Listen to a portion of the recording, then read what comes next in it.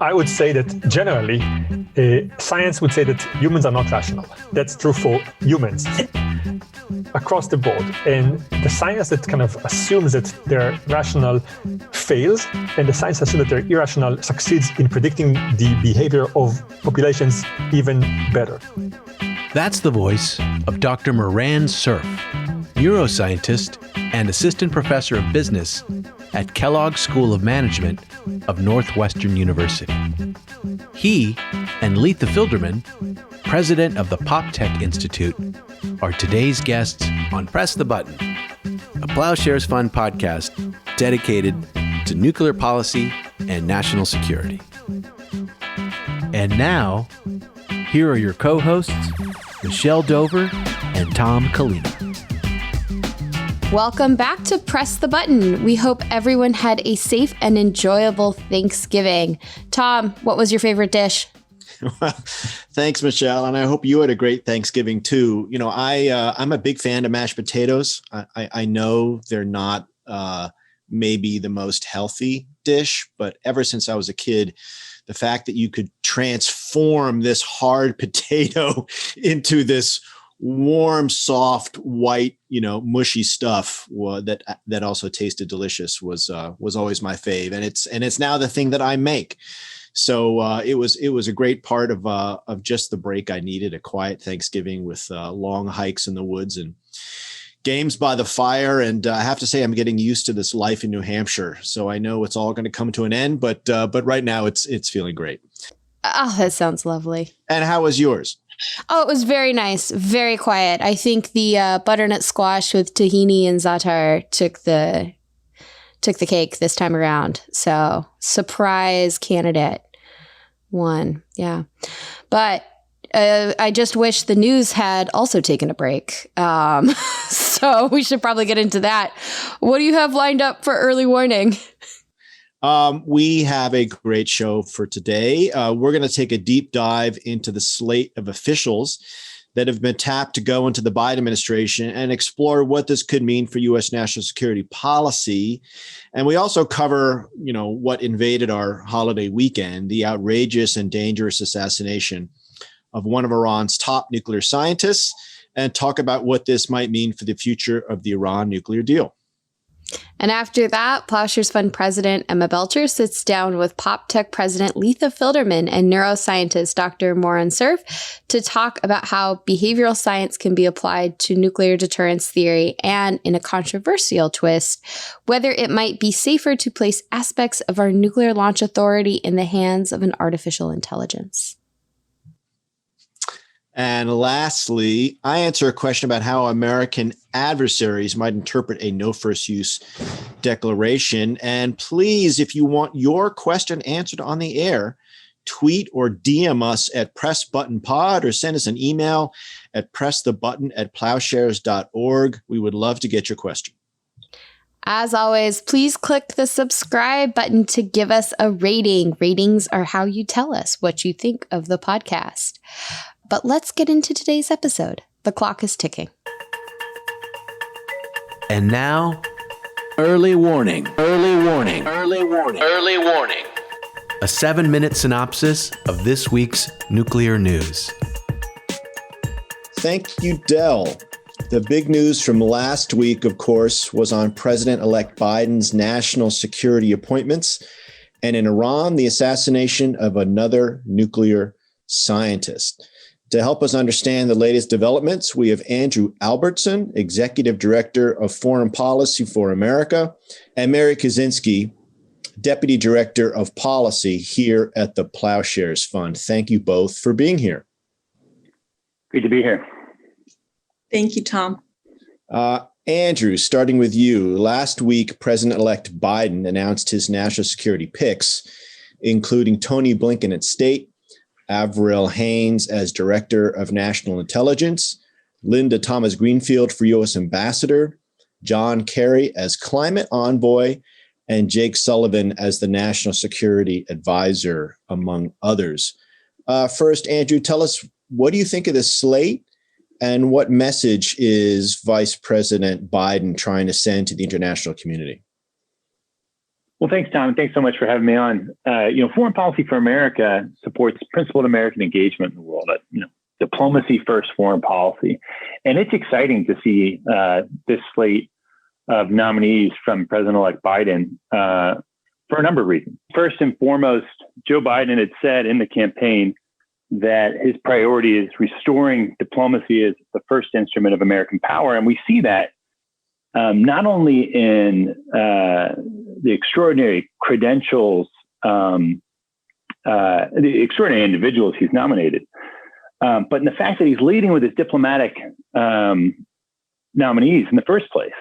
And I think that's quite a powerful statement about the intent of this administration to re-engage with our allies, to restore the idea of principled American engagement in the world.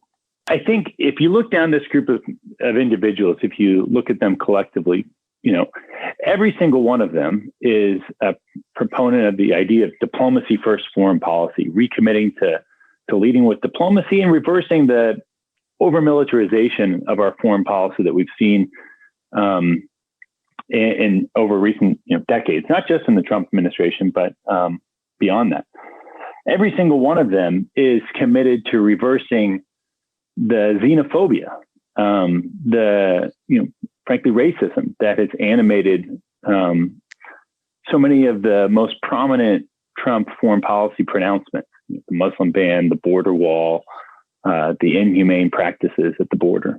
And I think it's, the icing on the cake really is the inclusion of a special climate envoy in Secretary John Kerry among that initial slate of picks and at a cabinet level position.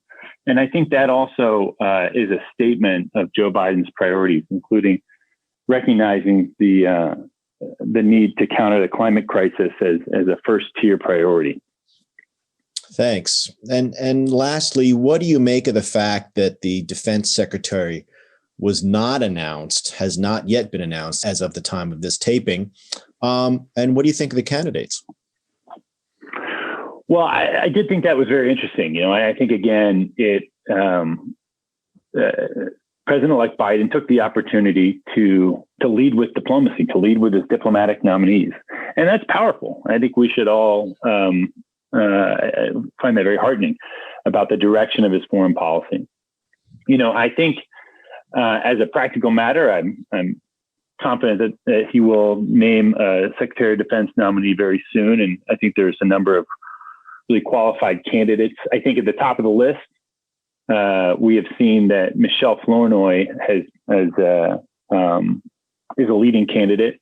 And personally, I think she would be really outstanding in the role. It's interesting. National Security Advisor designate Jake Sullivan said in his remarks on Tuesday that President-elect Biden has tasked his team with reimagining our national security for the unprecedented combination of crises that we face at home and abroad. And he listed off the pandemic, the economic crisis, the climate crisis, technological disruption, threats to our democracy, racial injustice, and inequality in all its forms. And that's a fascinating mandate that the president-elect has given to his national security team. And I think accomplishing that vision is going to take an extraordinary team.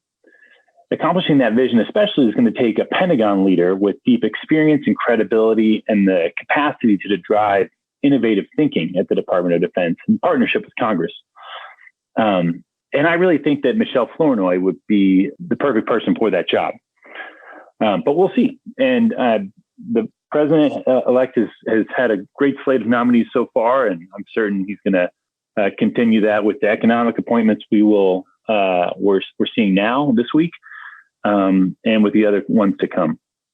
Thank you, Andrew. And Mary, turning to you, last week we had another senior Iranian nuclear scientist killed, presumably by Israel, raising new questions about President-elect Biden's plans to revive the Iran nuclear deal. Tell us what we know about Mohsen Fakhrizadeh and your thoughts about this unfortunate event.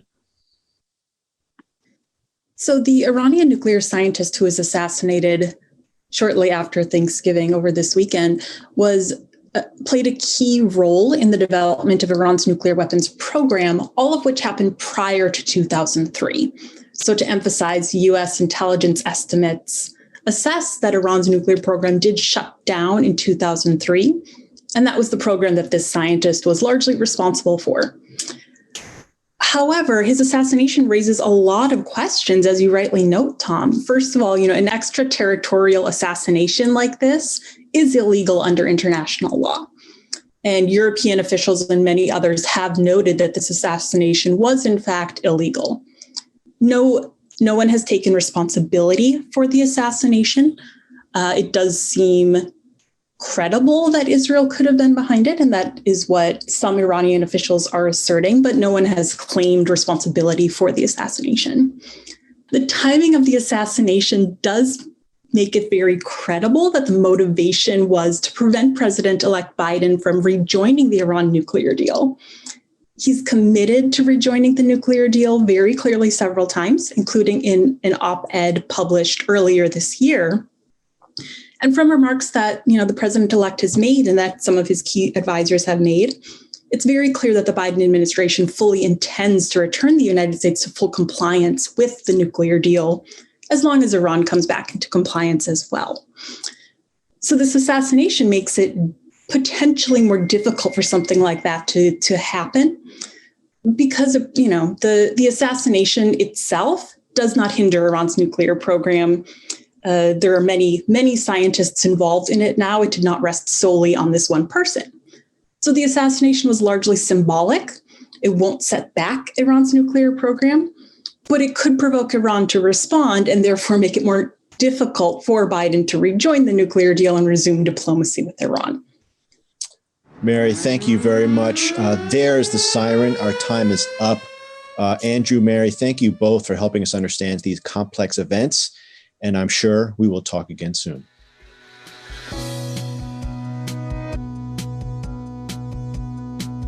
For today's interview, we'll be taking a break from politics and looking at nuclear weapons in a different way. So here at Ploughshares, we believe we now have an opportunity to think big about the future we want, and that only by unlocking imagination and creativity will we be able to create truly transformational change. So in order to do this, though, we need to expand the types of people who have a seat at the table and the backgrounds, experiences, and knowledge they bring. We want to harness powerful ideas by partnering with these types of people who can help us challenge assumptions and get us closer to a more peaceful and prosperous future that we all want. So you'll be seeing this focus play out in our work and here on Press the Button in the coming year. To kick us off on this exploration of what different perspectives can teach us, today we'll be talking neuroscience and nuclear weapons with two special guests. Leetha Filderman is president of the PopTech Institute, a global network committed to robust exchange, instigation, and action, where she oversees a portfolio focused on global health, the environment, social justice, and the future of work. Her tenure at PopTech began with the establishment of the PopTech Social Innovation and Science Fellows programs, which are dedicated to identifying and training promising innovators and scientists. Prior to joining PopTech, Leetha served as Administrative Director of the Yale New Haven Hospital AIDS Program and as Research Liaison for the Boston City Hospital AIDS Research Program. Dr. Moran Cerf is a neuroscientist and business professor at the Kellogg School of Management and the Neuroscience Program at Northwestern University, where he researches how neuroscience can better explain the underlying mechanisms of our psychology, behaviour changes, emotion, decisions, and dreams. He has published over 60 academic papers, has been featured on numerous media outlets such as CNN, BBC, Bloomberg, NPR, and others. And Moran is the host and creator of PopTech. Leetha and Moran, thank you both for joining us. So let's get right to it. Both of you are working on a project that is focused on reducing the risk of nuclear war and the use of nuclear weapons. But you're coming at it from a unique angle that we don't typically see in the field. Can you tell us about the project and how it came about? Sure.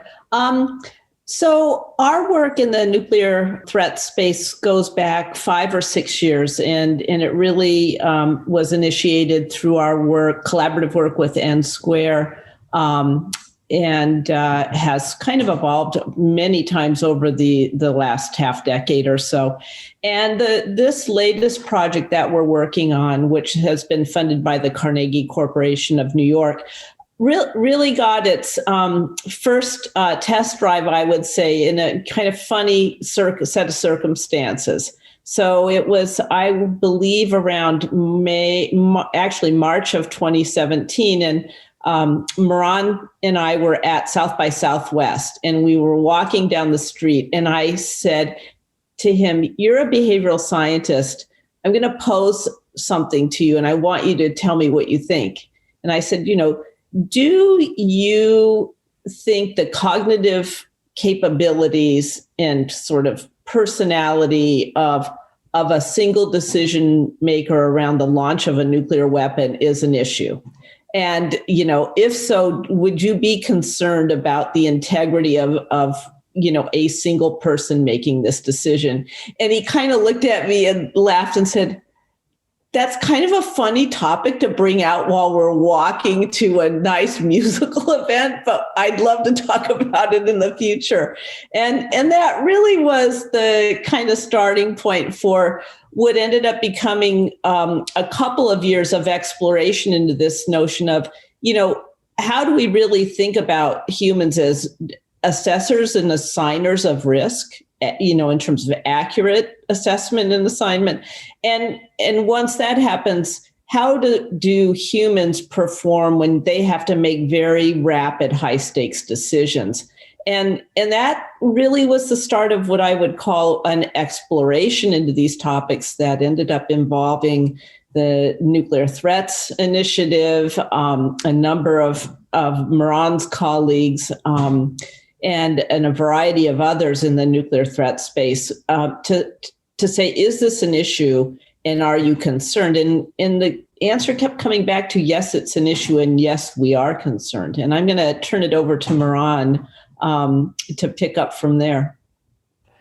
Thank you. So I think that the key thing to understand here is that the world is challenging for any human brain. It becomes more complex. And this is true for almost any choice. It can be the choice, a decision that has to do with launching a nuclear weapon, or the order in a restaurant. There's just too many items on the menu, and our brain is not good in thinking about all the options, nutrition, what we want, how much food we can take, and so on. So it becomes just hard at any capacity. So I think when Leetha suggested that we talk about it and basically asked a question about nuclear, I said, it's true for almost every choice. So it's surprising that on a big choice like that, we have so little theory that has to do with really the mind of the one person making the choice. Moran, from that first time of hearing from Leetha, walking down the road to South by Southwest, what really attracted you to this topic in particular, other than it being something that is a matter of questions and decision-making that we face in everyday lives? So there are kind of the neuroscience component and the save the world component. The save the world component is that I think that it's becoming more and more likely that nuclear events are going to be in our life, whether nuclear warfare or just an accident. Those things, the clock that kind of counts down to midnight keeps getting closer and closer. So someone needs to look at that. That's the general kind of save the world type of answer. And neuroscience-wise, there's more and more interest among neuroscientists in looking at what we call a high-risk, low-probability events. Those are things that our brain is not good at thinking about. And it could be nuclear, it could be climate change. Those are things that our world is kind of not aligned with our brain. It's just our brain is made to think about the near future, about small events, small scale probabilities that we can grasp.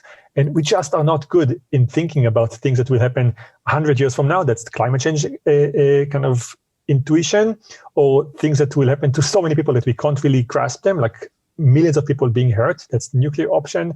Or even things that have multiple steps. I do this, then they do that, then I do this in response, and they do that in response. It's like so many steps. All of those things are things that our brain wasn't made for when it was kind of evolved in the savannah. And now we do have to deal with them because the world summoned them upon us. So we have to change how we use the brain to solve those problems. Let's hone in on the particulars with respect to nuclear weapons now. Let's talk about nuclear deterrence theory and its underlying assumption of rationality on the part of decision makers. So what does this mean, and why was it originally conceived this way? Well, and Emma, you're far more an expert than I on nuclear deterrence theory. But I think if we look back, you're talking about a theory that has guided the policy of how nuclear weapons are managed. It's the basis of treaties, what have you, for about a half a century now. And when we were speaking the other day with Jeffrey Lewis, who's an advisor on this project, it was interesting because he said, look at that theory was written not to be the final step. It really was something that should have always been considered evolutionary, something that would evolve with time. And yet it really hasn't. You haven't seen a major reassessment and reframing of how weapons and decision making happen around the world. It's not just in the United States here. And if you look back at the whole notion of deterrence theory, it has a lot of frailties to it. So the crux of deterrence theory is really based on the fact that, the recognition that there are credible, rational actors. And I think what we've seen, particularly as politics change and who the world leaders are, I think there's growing concern about the fact about whether or not we are dealing with rational actors sometimes, or what the motivators are that guide decisions that those individuals make. So I would say that generally, science would say that humans are not rational. That's true for humans across the board. And the science that kind of assumes that they're rational fails, and the science assumes that they're irrational succeeds in predicting the behavior of populations even better. So that's generally true. Now, with respect to the current people in power, there's even less kind of concern on even whether they're rational with the kind of theory that we have about what they should do. So this kind of throws a lot of chaos into the theory altogether. And I think that to add to that, I would say that also all of these theories talk about just one issue with nuclear war, which is the war itself. And we are trying to look at also other domains, which is nuclear accidents. That's not really part of deterrence theory. Like if someone, by accident forgets to press something because they're tired, that's also a nuclear event that will cause the same amount of casualties as if the missile came from another country. But from the perspective of the people who die, it doesn't matter if it was part of deterrence theory or if it's part of like a person who didn't sleep the night before. And in that sense, we're trying to put together a bigger question on those aspects. And I would say that one last thing, which speaks to what Leetha said, most of the theory, even though it was invented by Nobel laureates and was kind of basically the starting of the entire world of game theory in the context of warfare, it assumes one thing that was more true 40, 50, 60 years ago than now, which is that it's nations that play together. And if you listen to, the former President Obama, when he was in office, he was mostly afraid of Pakistani nuclear war, not because the nation would launch them, because some terror organization would take ownership of those and would launch them. And that's not in the theory. This is like North Korea, Iran, the US playing a game of arms wrestling is in the theory, but some rogue organization getting access to nuclear missile and pressing the button is not in the theory. No one predicts that, no one can prevent that, and that kind of throws an entirely different set of equations into the kind of the complex theory that now requires different thinking, and that's where we are right now. Right, absolutely. So tell us then, what are you going to do in this project and who are you involving and when are you going to have answers for us? So I think that as a first step, we started by talking to a lot of people who are players in this field, I would say primarily in the US, but not solely in the US, and basically asking them, kind of a big question is what should change in the current theory? How would you approach it? And so on. And I should emphasize that we started with a lot of people in the military, but we're not kind of focused on that alone. We're asking civilians, we're asking scholars, and we just kind of get a lot of opinions. That's step one. I would say that my benefit is that I know the list about that. Like Leetha basically pulled me into that. And I knew nothing about nuclear. I knew nothing about, like, I had to learn. So in that sense, all I do is ask a lot of questions for a lot of senior people. I talk to admirals and colonels, and I just ask them questions. And in that sense, I feel like my naivety allows me to ask things that would seem basic and get answers. Yeah, we never thought about it. And then it's okay. That's like a note that I guess no one asked the question before. What's like, and then I think that so that's I think my advantage that I'm the newest person, and I get to people like Leetha and people from NTI. They just send me things to read, and I just learn on the basics. So I can tell you almost like an incoming person what is the view of someone who learns from the first time about that. Then we also looked at the literature, just kind of what has been written academically and in reports by different organizations on kind of changes to theory and what should be done. And we started to kind of see what patterns seem to emerge and so on. And I think that that's where we are already. What we're thinking about right now is creating all kinds of scenarios that people can actually go through. And by people, I mean you and I. It doesn't need to be a person who's life expertise is deterrence theory, but any person, and see how they respond. And the aim here is to learn what are the attributes, we call them features, the properties that people think about when they make decisions that we should put into the equation. I'll give an example that's concrete. In a lot of the theories that have to do with kind of what I would do if you would do A and what I would do if you would do B and so on, there's the assumption that I have all the information and I make a decision kind of properly. Very little kind of part of the equation is whether I'm young or old. And we think, for instance, that there's a chance that an older president would think about different things than a younger one, maybe legacy, maybe their children or their grandchildren. There's no parameter in the equation that have to do with whether I'm hungry or not. We know from neuroscience and from psychology that people make decisions totally differently when they're hungry or when they're tired. This is not in the equation. Right now, the equation assumes that people are the same no matter what time of the day it is. So we're starting to put a lot of things into the equations that just explain to us the narrative or the mechanism or the psychology of the decision maker. And then we're going to basically use those simulations, those experiments, those tests that we run on people to kind of see which ones are prominent, which ones are less so, with the aim at the end to be able to simulate that. So the idea in my mind of how it would end is that you can have some kind of a black box sitting in a situation room in the White House that someone can tweak and play with the parameters and get the answer of if this situation happened, what would Emma do? What would Leetha do? What would Leetha when she's hungry do? What would Leetha when she's tired do? So we will kind of start learning that and in a way have an objective, rational answer to that we can reflect on. And that I think would be a big step in giving us a real consistent way to study deterrence theory rather than just kind of change every time there's a new president or a new administration or a new technology or a new situation in the world. Wow, that's fascinating. And so to explore that a little bit further, Moran, I mean, I know we have in the military and in other parts of government wargaming exercises, and people typically take on a certain persona. Some people play other heads of states and all the rest. It seems as though that probably is done in a fairly sort of static environment in which we're not looking at these kind of factors. And is this something that you would see your research feeding into, or what would your thoughts be about how wargaming is currently done? So I think that wargaming is a component, and it's giving us some kind of way to explore scenarios. I think there are some limitations to the wargaming.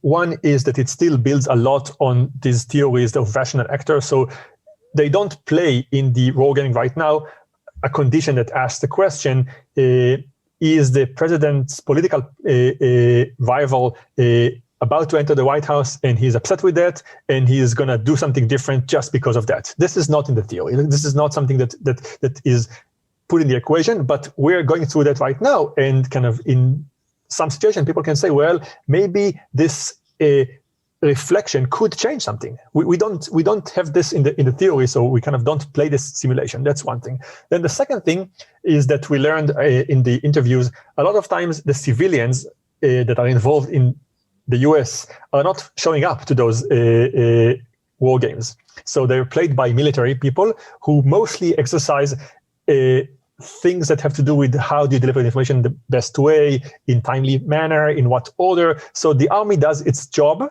and the kind of people that are participant in this big kind of exercise are training, but they're only maybe half of the equation. And when you have an incoming, let's say president, let's assume that the US is the only one looking at right now, they have millions of things on their mind right now. There's a coronavirus that they have to deal with, and there's a new potential economic crisis. And they have to now say, okay, how much time would I dedicate to being in this war game exercise, weekly, monthly, quarterly? And if that's not top priority, they might be in office for a year before they ever participated in this war game. And this, the world doesn't wait for this to happen. So in that sense, I think that this gives those people one platform to kind of play scenarios, but not a complete one. So we need to give them more tools to be able to work with things without going through the one exercise that everyone trains on right now, which is a war game experience. So what are the limitations, if any, of the approach you're taking and applying it directly to decision making? What cautions would you put out there once you've got your findings in terms of people implementing your findings? So I would say there's a few. One is we're academics. I think whatever we're doing right now is going to be kind of hard to get to the right people easily, because academics usually speak to other academics. They publish in academic venues. We're going to have to overcome a big barrier in finding a way to communicate that to the right people. And I think Leetha's expertise is in that. And I think that we hope that this podcast will do another kind of good thing for that. But I think that that's one big limitation that I'm worried about, that we're going to do all this effort and it's not going to be heard by the right people. Then I think that there's a kind of general limitation, which is we don't know enough about the brain yet. So we kind of decided that we take the brain as if we know enough about it, and we kind of build something about that. And as we kind of explore the brain in this context, we realize that we kind of reduce the brain a little bit to a machine with a kind of, Turing kind of a finite set of options. And I think that that's challenging. And the third one that in my mind is big is that in the end, we're building a theory that is robust across people, but in the end, it's in the US one-man show. And whether it's a man or a woman, it's still usually that one person. So, if you build a theory that speaks to kind of, on average, people think about that and this and so on, and then you have a person who doesn't work like this. And we've seen in the last couple of years, different presidents with very different personalities. It's kind of hard to say that there's an average that we can say, okay, that's the right way to go. We have to somehow calibrate to a specific person. And science doesn't work like this. Science usually looks at averages across days, across conditions, across individuals, and try to say, what's the average person doing? And somehow the world we created doesn't look at that, and looks the opposite. So we have to almost think about different science, which is the science of one person. So, Moran, in thinking about this, you point out in the United States, one person has control over the decision to launch nuclear weapons and potentially begin the annihilation of millions of people on the other side of the earth and our own extinction. From your perspective, what would you like to see in terms of authority to launch a nuclear strike? In other countries, there is more than one person. From your perspective, what do you think we should be striving for as the norm? So I'll give you my answer. I should say that this is just an opinion right now. We have no data on this study. So I'll give you an opinion, and it's going to be controversial. And I'm sure that you're going to get, if there's comments in this podcast, that's where people are going to be up in arms. That's my opinion alone, based on not my experience as a scientist, but my experience as a former hacker. Okay, Here is the one sentence thing. I think we should outsource a lot of the decision to machines. I think that we should take it out of humans entirely and give machines. So even in countries where there are 10 people who decide, not just the US, like Russia, where there's more people, in a way, there are all kinds of biases. So if Putin in Russia, let's say there's 10 people who all have to say yes or no, and let's say Putin is number 3 on the line and he says yes, the chance of the next 7 people saying no is very small. So if the leader says yes, people tend to align and find ways to change their view. And that's just kind of a simple example. It's not really how it goes in Russia, like every person thumbs up, thumbs down. But it's the case that even if you distribute it across group of people, they tend to have the same background, the same kind of biases. So I think that humans should be taken out of the equation to an extent. We can still involve them to some extent, but that's true. And that's, again, that's my view in a lot of decisions. I think that the world is just too complicated for us. And when left to our own devices, we constantly make mistakes. Car accidents, smoking, diabetes, they're all examples of humans taking the reins and doing bad things. Here's an example that's really close to my heart right now because of my research. Sleep. Humans are the only animal in nature that delays sleep because we have one more email or one more thing to do before the morning. That's not what our brain is for, but we developed this ability to control our brain, so we do bad things to ourselves, and sleep is one of the things that really is hurting us. Not sleeping is not good for us, but we still do it all the time. Every person that's listening to you in the last week has done it. So if we outsource our sleeping schedule, what we eat, and how we make decisions about critical things to machines, there's a chance that we're going to be better off surviving and having a good kind of quality and health life and happiness. Take it to the world of nuclear. I think that at some point we should start outsourcing more and more of the decisions to machines in the context of really, really kind of big things. Humans would not like it. We like to have the control, but the evidence that comes from a lot of research is that we will sleep better, eat better, be safer, and maybe also prevent nuclear catastrophes if we let machines decide that it never is a good idea to launch a nuclear weapon.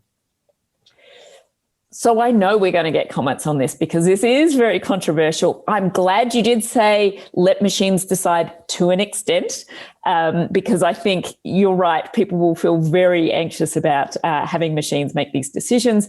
Particularly, I would argue, it would depend upon the type of data that gets fed in to create the algorithms in order to make those decisions, and potentially the quality of the data or the biases that might be in that data. But let's hear from the audience and get some reactions, and maybe this could be a topic for the future. One side note I'd make is I believe that Putin in Russia has, over the summer, changed the multiple person decision.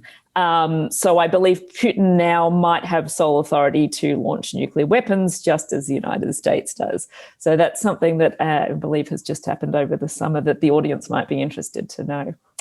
So coming back to Leetha, how do you see all of this fascinating research being applied practically? And what are you thinking of doing with respect to getting the information out there, the results of the findings of this project? One of the big goals of the project, and I think this is what's really exciting, and I was really happy that Carl Robichaud at Carnegie pushed on this. You know, one of the big secondary gains of this project is bringing new people to the table, expanding the nuclear threats field. So if you look historically at, scientists involved in creating aiding and abetting the deterrence theory stuff and whatnot. Most of that is guided by political scientists. And, from our literature review, we can find very little where you actually had behavioral scientists in the lead, even exploring these topics. So one of the mechanisms in the project is that we will be funding fellowship opportunities and internship opportunities to people in the behavioral sciences to come into the field. to work on the various aspects of this project, but hopefully that will expand into more meaningful roles. And then, of course, we've got half of our team happens to be people who are behavioral scientists and neuroscientists.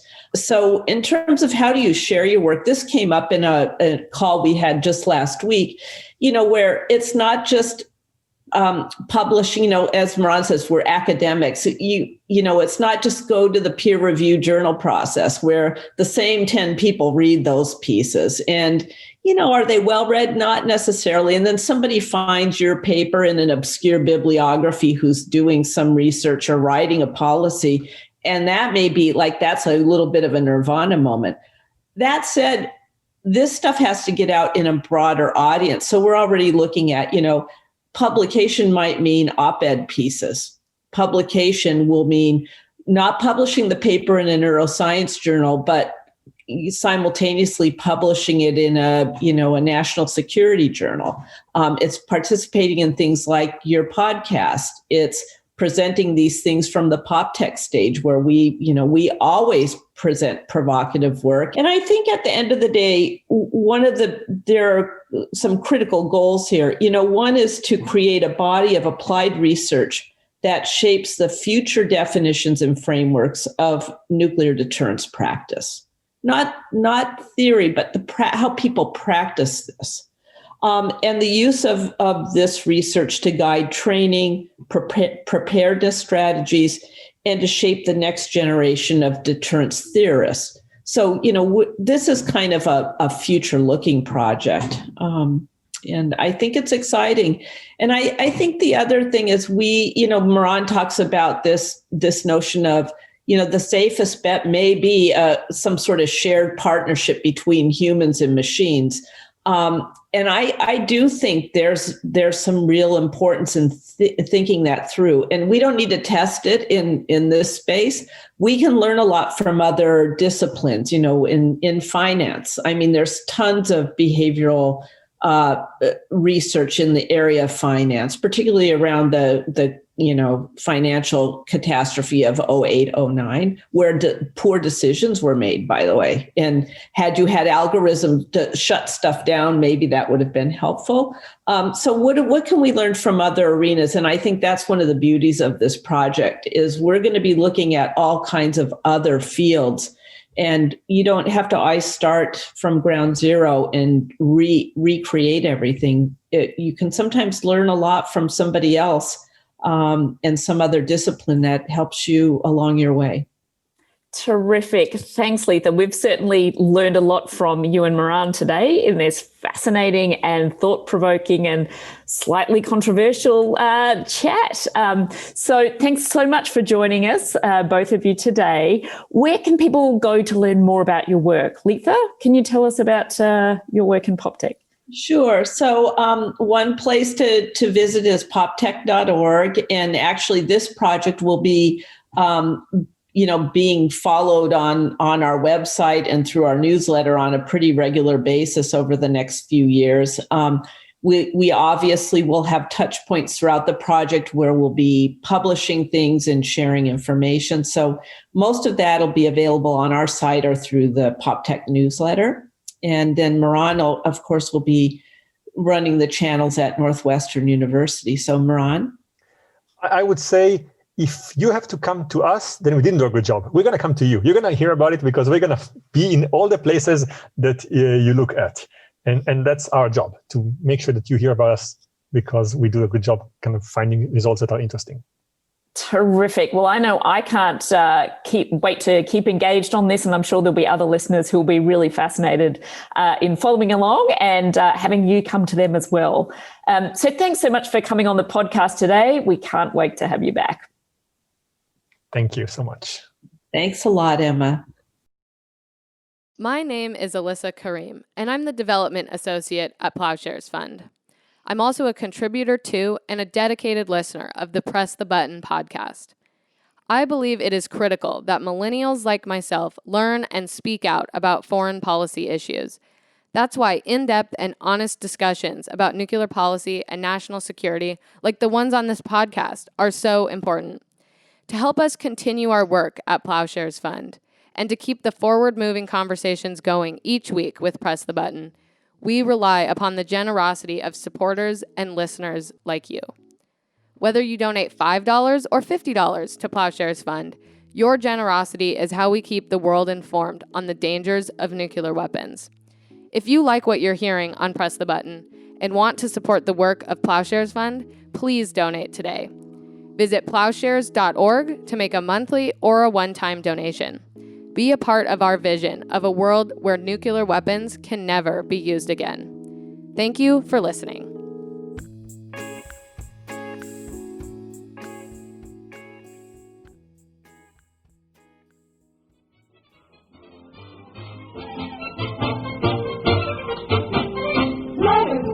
We get letters. We get stacks and stacks of letters. And now, everyone's favorite nuclear Q&A segment.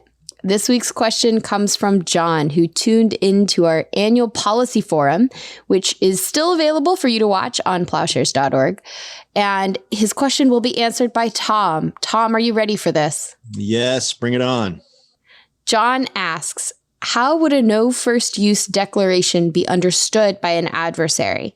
Would it be, okay, great, we don't have to worry about a first strike from the US, or okay, great, we can strike first? Thanks, Michelle, and thanks, John, for the excellent question.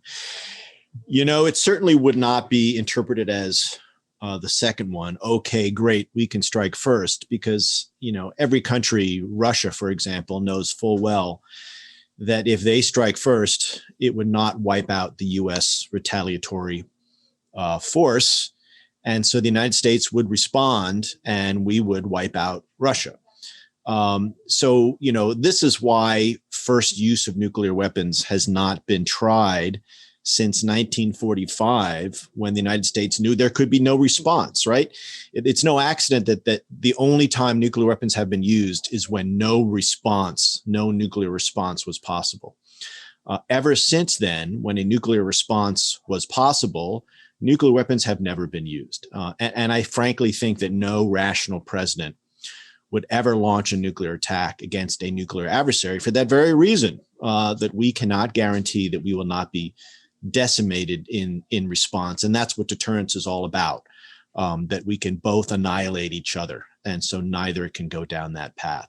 So what I hope a no first use declaration would send the message, particularly to Russia, is that we're not going to attack you in a surprise attack. We're not going to attack you with nuclear weapons out of the blue. And then that would help us, the United States, because Russia will be able to relax its launch on warning posture, its high alert posture.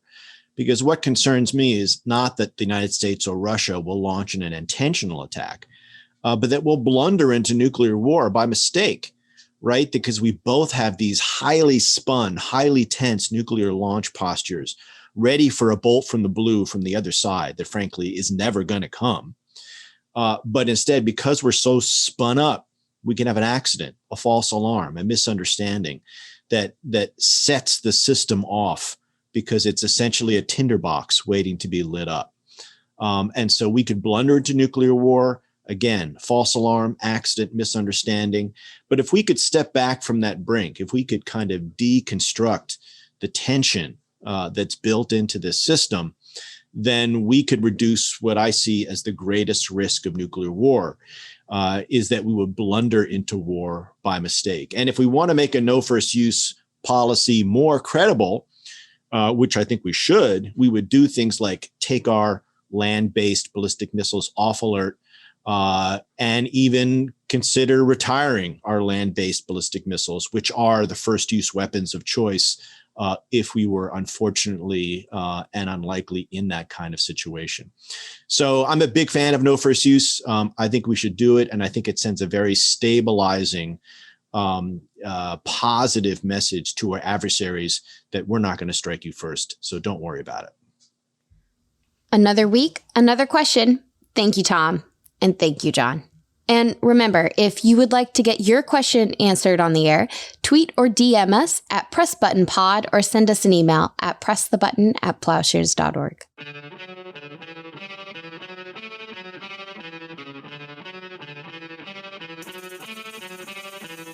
Thanks for listening to Press the Button. This podcast is produced by Delphine Vigil, Zach Brown, Derek Zender, and Will Lowry. Sound design by Derek Zender. Audio engineering by Derek Zender and Will Lowry. Our theme song is by Lyrics Born and the Poets of Rhythm, sampled with kind permission. Additional music by San Francisco-based bands 17 Evergreen and the Society of Rockets. To continue the dialogue and support our work, visit plowshares.org.